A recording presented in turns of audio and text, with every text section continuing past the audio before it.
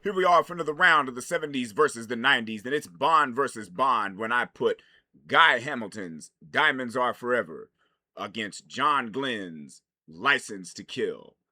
And this Bond matchup is a little different than the previous Bond matchups we had because those three were Roger Moore against Pierce Brosnan to see who was the better Bond. Now, Roger Moore had the better Bond movies, but Pierce Brosnan was probably the better Bond. Now, this particular matchup, Diamonds Are Forever against License to Kill, are the last outings for the respective actors playing Bond. Of course, Diamonds Are Forever was Sean Connery's last film as Bond because nobody counts Never Say Never Again because it wasn't technically canon.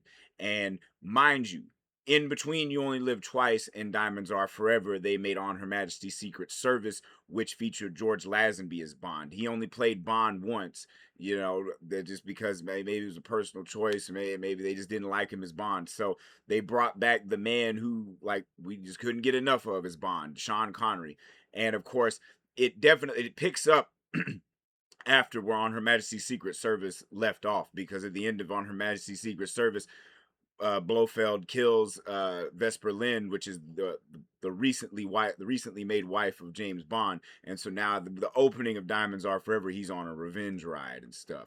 And then License to Kill, this isn't to be the normal one either, because when it comes to Bond movies, they all got pretty much the same basic plot. So it's more or less what's the better movie, and better yet, what's the better Bond movie. And License to Kill was the last outing that Timothy Dalton had as Bond. He was only Bond twice, and he kind of ended the 80s for Bond, because Roger Moore was Bond basically all through the 70s, except for the very beginning with Diamonds Are Forever was Connery's last one.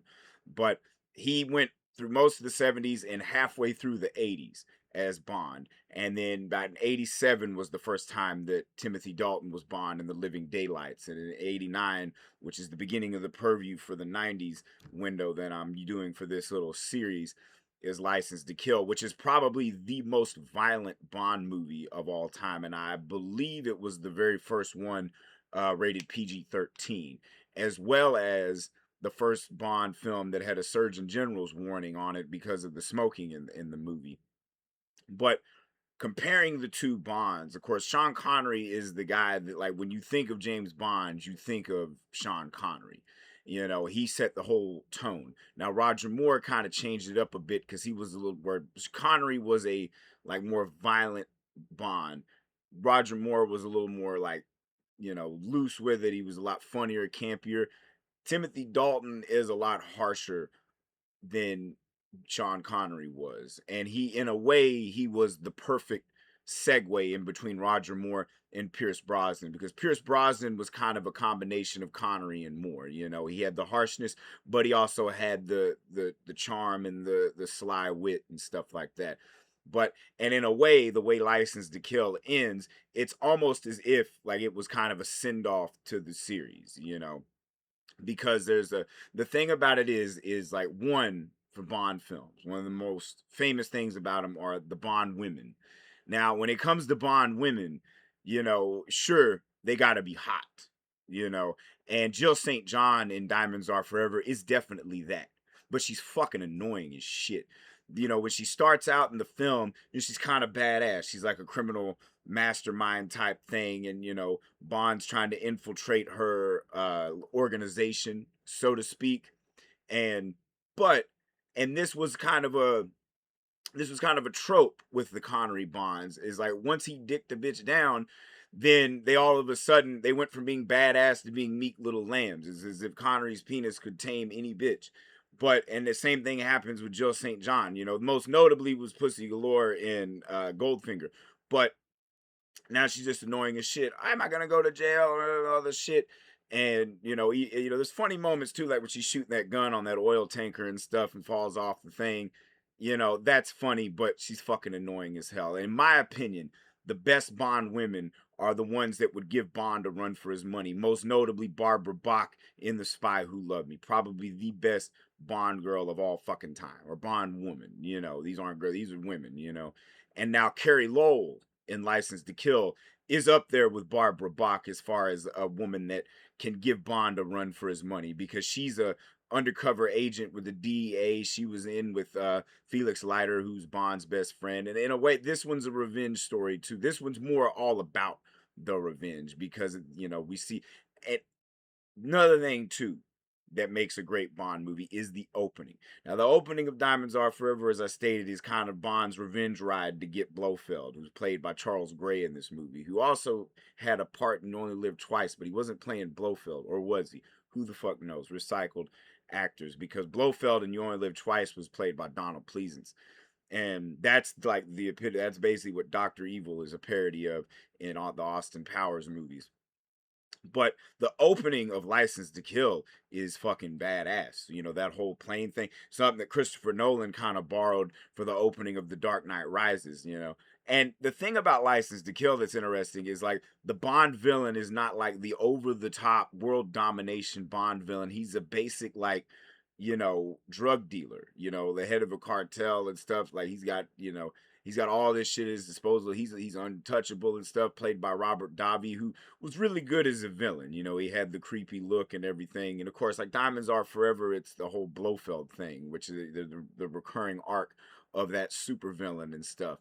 Now, the Robert Davi is way more intense than Charles Gray's Blofeld, because it's almost like a game of cat and mouse, because in Diamonds Are Forever, like, they've kidnapped this fucking billionaire named Willard White, who's kind of a composite of Howard Hughes, who owns most of Vegas and stuff. And Willard White, played by Jimmy Dean, and that kind of shit.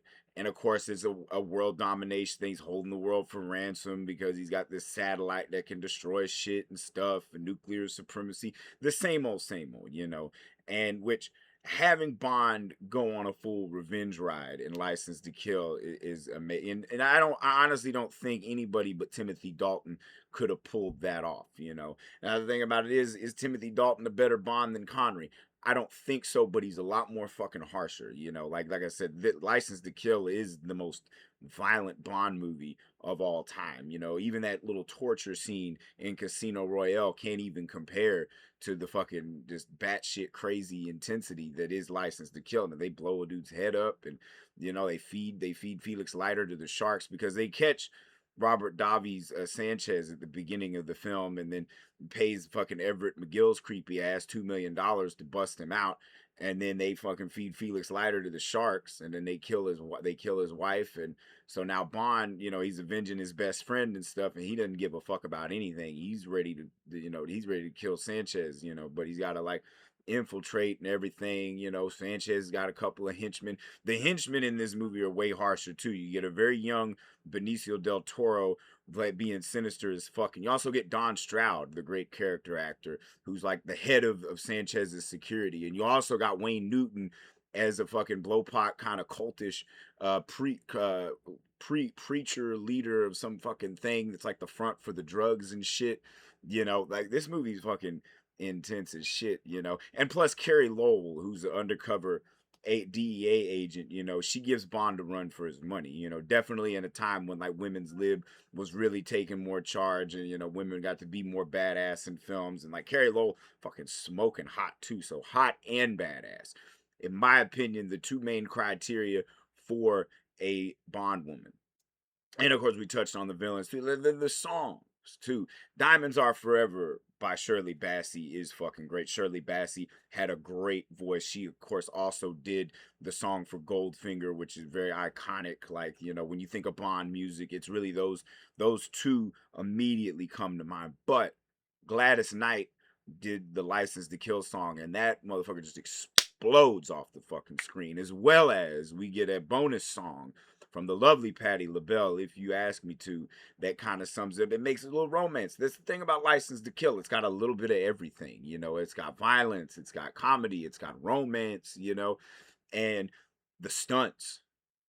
Quite possibly the best thing about James Bond movies is like they just keep getting bigger and bigger and bigger. Even Diamonds Are Forever, when this was like maybe the sixth or seventh outing for James Bond in cinema, and they would keep getting better. That was how they teased it in trailers. The biggest Bond jet, and it's definitely why, because they do that fucking stunt with the Mustang going on its side and everything, and then that fucking chase with the moon machines or whatever the fuck they call them, moon rovers or whatever the fuck through the desert, and pretty good chase sequences and stuff, and that ending with the fucking shootout with the helicopters on the oil rig that Blofeld has and stuff, but License to Kill, I think, fucking crushes it with the stunts because that whole side thing with the Mustang, they do that with the fucking Kenworth 18 wheeler or the tanker truck and the fucking missile shoots. So that shit is amazing. Like they did a lot of stuff.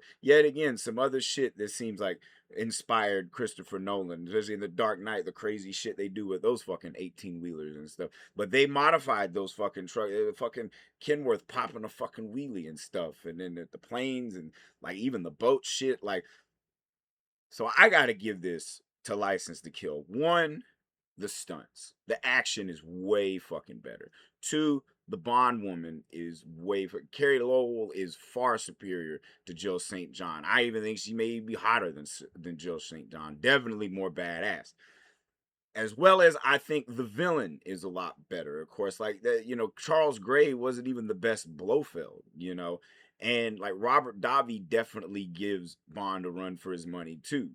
Like they really like duke it the fuck out. Like Timothy Dalton ain't fucking around in this movie, and the henchmen are a lot better. You get those creepy fucks in Diamonds Are Forever that may or may not be homosexuals. There was the kind of a time in movies where like that stuff was becoming more open, but there was a lot of tongue-in-cheek humor about it. They would make fun, like you see them holding hands in the desert walking along, and make that comment, she's really good looking, for a woman, and Bruce Glover, and I forget the other guy with the fucking bald and the fucking hair and the creepy as fuck.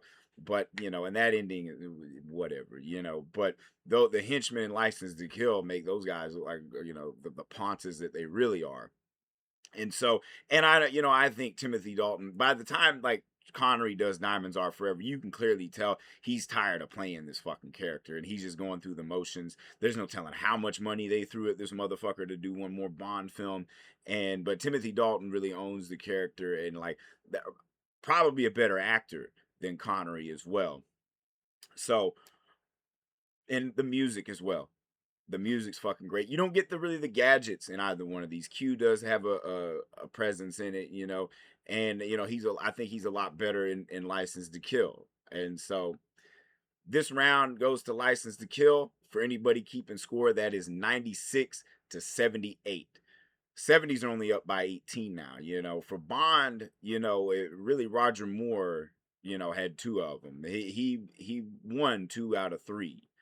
And so if we're going like collectively Bond films now for the 70s, they only won 2 out of 2. So it was kind of hit and miss, because they kind of drifted towards camp in the early 70s and then went back to more serious shit, and then by the end of the decade they went to camp. That'll be an upcoming matchup way down the line when I put Moonraker against The Spy Who Shagged Me. I know that sounds crazy, but that's how much of a joke Moonraker is, and we'll see why. But anywho, this round though, the 90s, it basically kicked off. It was a License to Kill, ended a decade going into another decade that would usher in a great era for Bond and one of the best Bonds of all time, Pierce Brosnan, if not the best. So 96 to 78. 70s are only up by 18 now. Like I said, 90s keep coming back with those 1-2 punches, but that lead is still pretty sizable. So let's see if the 90s can take it. We ain't had a tie in so long, I forgot what it looked like. So if I said anything wrong, anything you disagree with, feel free to eviscerate me in the comments. This is just one asshole's opinion on a very long, self-indulgent journey to see which decade was better for movies, the 70s or the 90s. I'm still saying the 70s, but hey, who knows? Summer's heating up, man. So shake it, don't stir it.